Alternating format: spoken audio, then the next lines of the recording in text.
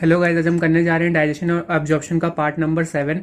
इसके मैंने पहले वाले पार्ट कवर कर रखे हैं। अगर आपने वो वाले पार्ट नहीं देखे हैं तो प्लीज़ उसे जरूर देखें, तो आपको और अच्छे से समझ में आएगा। मैंने इस लाइवरी ग्लैंड कवर कर चुका हूँ और अब मैं गैस्ट्रिक ग्लैंड आज कवर करूंगा। ठीक है, तो चलिए स्टार्ट करते हैं। जो गैस्ट्रिक ग्लैंड होते हैं ये हमारे स्टमक में मिलते हैं। They are found in stomach. और जैसा कि मैंने पहले वाले लेक्चर में बता रखा है, जो हमारे गैस्ट्रिक ग्लैंड होते हैं, जो हमारे एलिमेंट्री कनाल के जो ग्लैंड होते हैं, ठीक है, वो म्यूकोसा से डिराइव्ड होते हैं। ठीक है, तो देखिए जो हमारे गैस्ट्रिक ग्लैंड होते हैं वो डिराइव्ड होते हैं म्यूकोसा से। Gastric gland have 3 major type of cell. जो हमारे गैस्ट्रिक ग्लैंड होते हैं उसमें 3 मेजर टाइप के सेल होते हैं, जैसे कि हमारा म्यूकस सेल हो गया, पेप्टिक सेल हो गया और हमारा पेराइटल सेल हो गया। ठीक है, और देखिए जो हमारे गैस्ट्रिक ग्लैंड का जो सेल होता है, ठीक है, जो हमारी गैस्ट्रिक ग्लैंड होती है जो उसके सेल होते हैं वो एक्चुअली स्ट्रेटिफाइड कॉल्यूमनर सेल होते हैं। ठीक है, कौन से सेल होते हैं? स्ट्रेटिफाइड कॉल्यूमनर सेल होते हैं। ठीक है, म्यूकस सेल को हम गॉबलेट सेल भी कहते हैं। ठीक है, और गॉबलेट गॉबलेट का मतलब कप हो गया, तो इसलिए हम इसको कप शेप भी कहते हैं, कप शेप का होता है। ठीक है, पेप्टिक सेल को हम जाइमोजेन सेल भी कहते हैं या फिर चीप सेल भी कहा जाता है। ठीक है, पेराइटल सेल को हम ऑक्जेंटिक सेल भी कहते हैं। तो पहले हम बात कर लेते हैं म्यूकस की, गॉबलेट सेल की। ठीक है, तो देखिए जो गॉबलेट सेल होता है उसका हमारा शेप कुछ ऐसा होता है और ये कप शेप का होता है कुछ इस तरीके से। ठीक है, तो ये कप शेप की तरफ बन जाता है और ये किसका सिक्रीशन करता है? ये म्यूकस का सिक्रीशन करता है। ठीक है, सेकेंड है हमारा पेप्टिक सेल। जो हमारे पेप्टिक सेल होते हैं, नाम से ही आपको पता चल रहा है कि ये प्रोटीन पे वर्क करता है। ठीक है, पेप्टिक सेल जो होते हैं दे एक्ट ऑन प्रोटीन।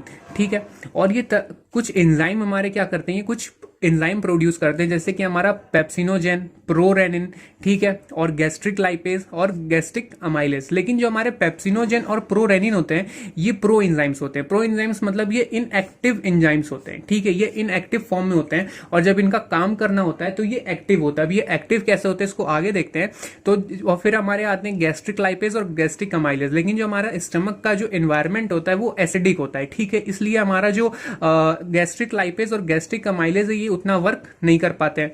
ठीक है, उतना फंक्शन नहीं कर पाते हैं। और देखिए पेराइटल सेल, थर्ड है हमारा पेराइटल सेल और ऑक्जेंटिक सेल। ठीक है, तो जो हमारा पेराइटल सेल ऑक्जेंटिक सेल है ये हमारा एचसीएल रिलीज करता है और कैसल इंट्रेंसिक फैक्टर। जो हमारा कैसल इंट्रेंसिक फैक्टर है, जो कैसल है वो साइंटिस्ट का नाम है। इंट्रेंसिक मतलब वो अंदर बनता है। ठीक है, तो इसलिए इसका नाम पड़ा है कैसल इंट्रेंसिक फैक्टर। ठीक है, देखिए यहाँ पे एक फ्लो चार्ट बन गया जिसकी आपको इजी रहेगा समझना। ठीक है, जो हमारे गैस्ट्रिक सेल होते हैं उसमें गॉबलेट सेल और mucus cell, chief cell, peptic cell जिसको हम जाइमोजेन सेल भी कहते हैं और ये एंजाइम रिलीज करता है। और फिर आते हैं हमारे ऑक्जेंटिक सेल या फिर पेराइटल सेल। ऑक्जेंटिक सेल और पेराइटल सेल क्या करते हैं? एचसीएल रिलीज करता है और कैसल इंट्रिंसिक फैक्टर को रिलीज करता है। ठीक है, जो हमारा एचसीएल होता है उसका पीएच होता है 1 से लेके 3 तक। अच्छा देखिए जो हमारा कैसल इंट्रिंसिक फैक्टर है, ठीक है, ये हेल्प करता है एब्जॉर्प्शन में। ठीक है, जैसे मानिए कोई भी चीज जा रही है, गट में जा रही है, ठीक है, उसका डाइजेशन हो रहा है लेकिन ब्लड में उसका एब्जॉर्प्शन नहीं हो पा रहा है। ठीक है, तो कैसल इंट्रिंसिक फैक्टर क्या करता है? हेल्प करता है एब्जॉर्प्शन में विटामिन B12 के। ठीक है, और विटामिन B12 हमारी बॉडी के लिए बहुत नेसेसरी है। ठीक है, तो विटामिन B12 का फंक्शन क्या? देखिए विटामिन B12 जो है वो आरबीसी के मैच्योरेशन में हेल्प करता है। Vitamin B12 help in the maturation of RBC. अगर किसी की बॉडी में विटामिन B12 की डिफिशियंसी है यानी कमी है तो उसमें आरबीसी क्या होंगी? मैच्योर नहीं होंगी। तो the deficiency of vitamin B12 RBC fail to mature. ठीक है, और जब आरबीसी हमारी मैच्योर नहीं होगी तो उस कंडीशन को हम बोलते हैं पर्नीशियस एनीमिया। क्या बोलते हैं? पर्नीशियस एनीमिया बोलते हैं। ठीक है, अच्छा देखिए जो हमारा विटामिन B12 होता है कहाँ कहाँ मिलता है? Found in goats liver, spirulina और कर्ड। ठीक है, ये इन जगहों पे मिलता है। वेजिटेरियन डाइट में देखिए जो हमारा विटामिन B12 है वो कम होता है। ठीक है, देखिए विटामिन B12 है ये it is absorbed bye castle intrinsic factor CIF। ठीक है, देखिए जैसे किसी पर्सन में उसका हम लोग क्या करते हैं? स्टमक रिमूव कर देते हैं। उस स्टमक रिमूव को बोलते हैं हम लोग सर्जिकल रिमूवल ऑफ स्टमक। इसको हम जानते हैं गैस्ट्रेक्टोमी के नाम से।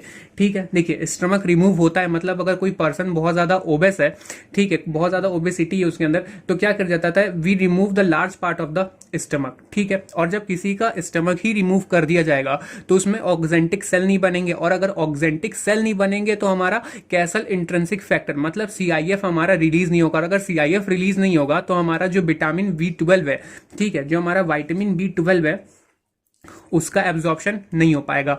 और अगर विटामिन B12 का एब्जॉर्प्शन नहीं होगा तो it lead the pernicious anaemia.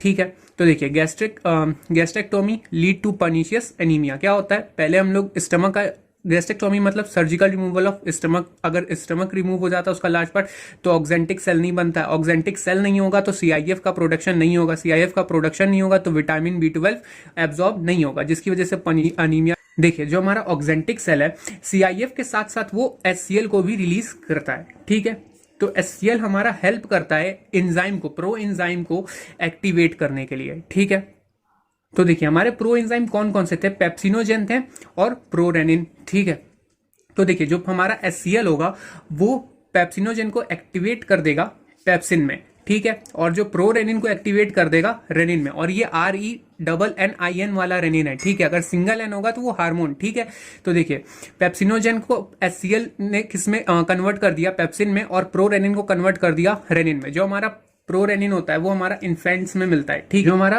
HCL होता है वो प्रो एंजाइम को एक्टिवेट कराने के साथ साथ Fe+3 का एब्जॉर्प्शन भी करवाता है। और देखिए एचसीएल क्या हो गया, एचसीएल का पीएच होता है 1 से 3 तक। तो ठीक है, तो इस पीएच में क्या होता है, कोई भी माइक्रोब्स बढ़ नहीं पाते हैं। ठीक है, तो ये एंटी बैक्टीरियल भी होता है या फिर एंटी माइक्रोबियल भी होता है। ठीक है, और देखिए जो हमारा पेप्सिन और रेनिन होता है ये हाईली एसिडिक मीडियम पे ही वर्क करते हैं। ठीक है, तो इस वजह से हमारा एचसीएल का पीएच कितना होता है, 1 से 3 तक होता है। ठीक है, और जो हमारा पेप्सिन और रेनिन होता है ये प्रोटीन डाइजेस्टिंग एंजाइम है, ये प्रोटीन डाइजेस्टिंग एंजाइम है, इस वजह से हम लोग इसको प्रोटियोलिटिक एंजाइम भी कहते हैं।